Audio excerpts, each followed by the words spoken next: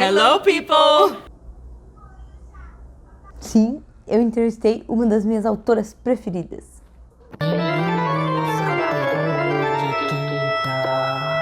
Essa mulher que está ao meu lado, falando hello people, e que está aqui atrás, né? É a Caitlin, não sei falar o sobrenome dela e esqueci de perguntar, porque afinal foi a minha primeira entrevista com uma pessoa e foi logo com uma das melhores pessoas que eu acho no mundo. Ela escreveu estes 2 livros, Confissões do Crematório e Para Toda, Eternidade, olha a Mafalda, e vem Mafalda. E veio pro Brasil para divulgar o Para Toda, Eternidade, que é o livro novo dela. E aí a Dark Side Books, muito colegagem, muito amizade, muito amor, convidou algumas pessoas para entrevistar ela e eu fui uma dessas convidadas e eu fiquei tremendo desde o dia que eu recebi o e-mail até agora, assim, mais ou menos, eu estou tremendo. Então fica aqui o meu agradecimento à Dark Side Books por ter me chamado. E, bom, como eu disse, essa foi a minha primeira entrevista da vida, assim, nunca tinha entrevistado ninguém, ainda mais uma pessoa que eu gosto tanto quanto a Caitlin. Então eu tava, assim, um pouco nervosa, acho que vocês vão notar um pouco. Então parece aí um pouco na entrevista que eu tô me enfiando na cadeira, querendo me esconder atrás do livro, mas na verdade eu tava só muito nervosa. Então é isso aí. Terror de Quinta essa semana falhou e saiu na sexta, mas foi por uma boa causa, para termos um vídeo com uma entrevista maravilhosa, de uma pessoa maravilhosa, e fui eu que legendei o vídeo, tá, gente? Então pode ser que tenha algumas merda aí errada e blá blá blá e não sei o que, vocês me perdoem. Leiam esses livros. Esse aqui eu ainda tô lendo, então ainda não posso opinar com propriedade, mas esse aqui é um dos melhores livros que eu já li na minha vida. Fica aí a dica. Vai ter link pra compra aí na descrição. É nóis! Bom, no seu último livro, né, você viajou o mundo olhando as culturas sobre a perspectiva da morte. E eu queria saber como você acha que o modo que cada sociedade lida com a morte pode influenciar na vida dos seus indivíduos. That's a good question. I think that the most important thing you can learn about a culture is what their death rituals are, because it says a whole lot about a culture.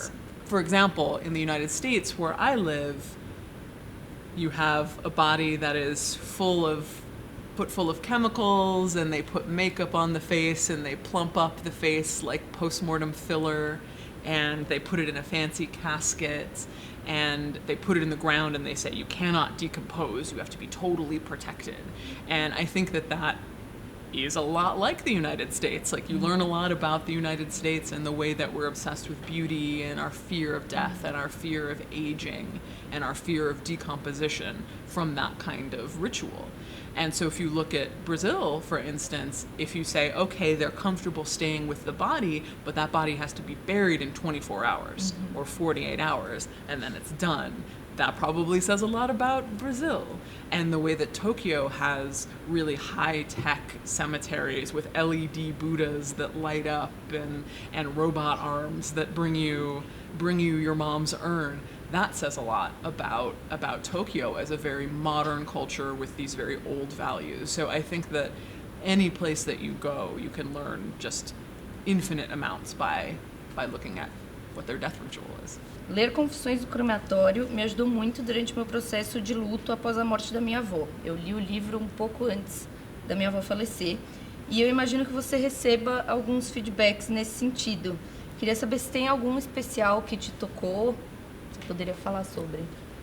Yeah, I think the best ones and the hardest ones are when people say I was suicidal, or I was feeling like I didn't want to live anymore because I was so afraid of death, or I was so depressed, and you let me talk about death and think about death. And I think that there's a real misconception that if someone is suicidal, that if you mention death to them, you're going to make them kill themselves, which we know just, from science is not true. There's people who are suicidal, they often want to talk about death. They want to talk about the really dark fears. They want to talk about the darker parts of life because that's what they're focused on all day.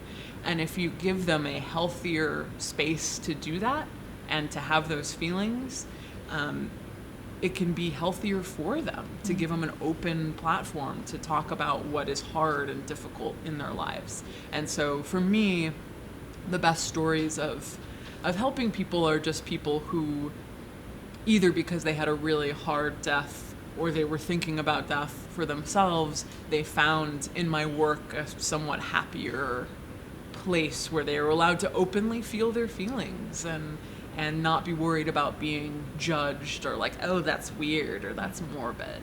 And I think that that's what, not just me, but I think the whole community of people creates.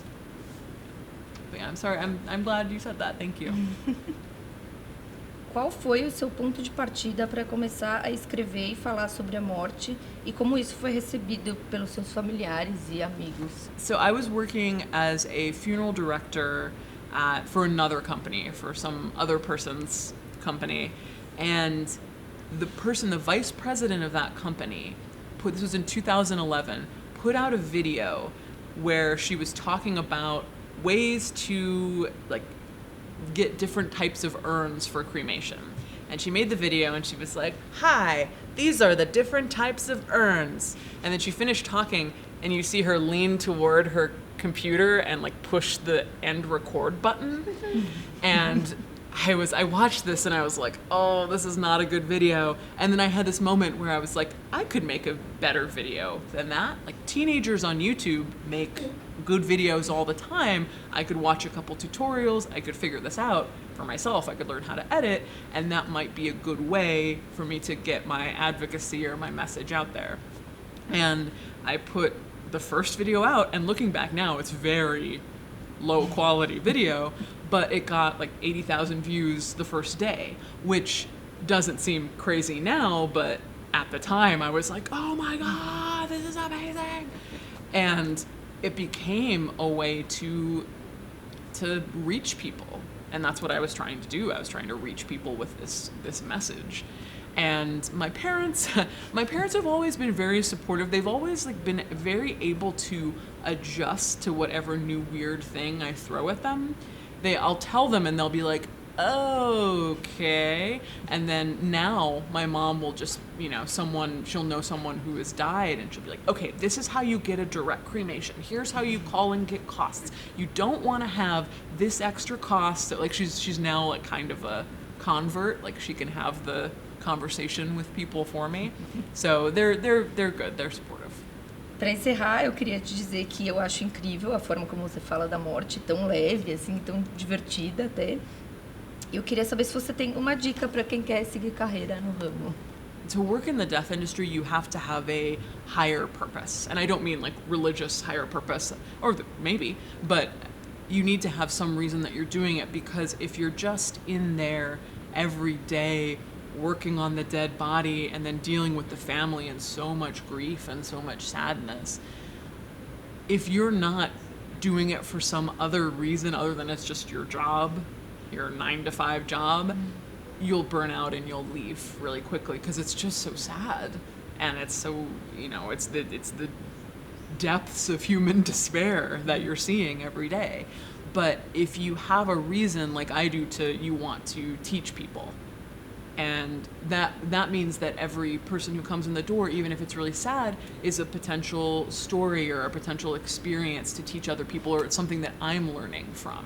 And so that keeps me going. But I would say to people entering the field, you have to have a real reason to do it. Like, are you obsessed with green burial and green burial options? Are you obsessed with helping people accept death? Are you obsessed with new cemetery technology? What is it for you that's gonna keep you going when it gets dark and intense?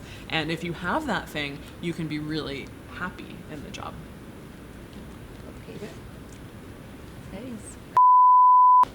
So what would I say? I would say like, hello people. Hello people. Oh, okay. Should we do it together? Okay, so like 1, 2, 3. Okay. Hello people. Let's do it again. 1, 2, 3. Wait, let's do it with the skull.